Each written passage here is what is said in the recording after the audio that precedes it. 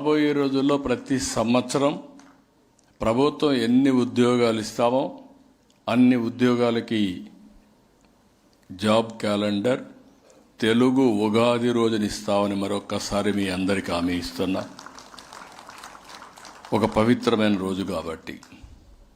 ఇంకొక పక్క ఇప్పటికే మీరు చూస్తే కొన్ని ఉద్యోగాలు ఇచ్చాం.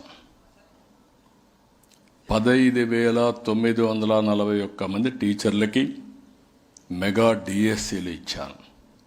నేను ఆ రోజు ఒక మాట చెప్పాను, మెగా డిఎస్సి మొదటి సంతకం చేస్తా, 1 సంవత్సరంలో ఉద్యోగాలు ఇస్తామని చెప్పి మాట నిలబెట్టుకున్న ప్రభుత్వం ఎన్డీఏ ప్రభుత్వం అని చెప్పి కూడా నేను మీకు తెలియజేస్తున్నా.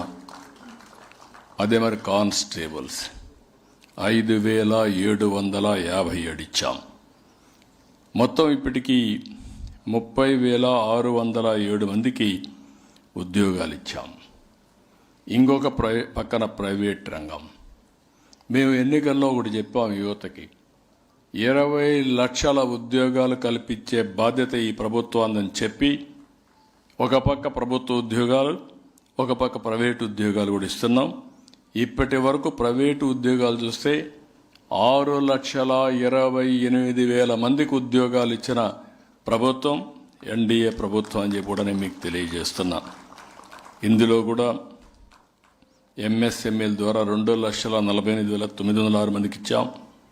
స్కిల్ డెవలప్మెంట్ ద్వారా 1,46,627 మందికి ఇచ్చాం. పరిశ్రమల రంగంలో 95,174 మందికి ఇచ్చాం. ఫుడ్ ప్రాసెసింగ్లో 64,034 మందికి ఇచ్చాం.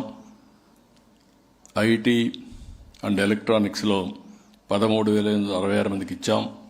పర్యాటక రంగంలో కూడా 5,028 మందికి ఇచ్చాం. ఇప్పుడు వచ్చే ఉద్యోగాల్లో కూడా మీరు చూస్తే ఈ 10,060లో ఉన్నత విద్యలో 1,500, గ్రూప్ 1లో 91, గ్రూప్ 2లో 750, హోంశాఖలో 2,778, ఇతర ఉద్యోగాలు 928 మందికి ఉద్యోగాలకు నోటిఫికేషన్ ఇస్తున్నాం. అదే మాదిరిగా పాఠశాల ఇంటర్ విద్యలో 3,004, ఇంజనీరింగ్ 503, ఇతర ఉద్యోగాలు ఒక 506 మందికి ఉద్యోగాలు ఇస్తారు.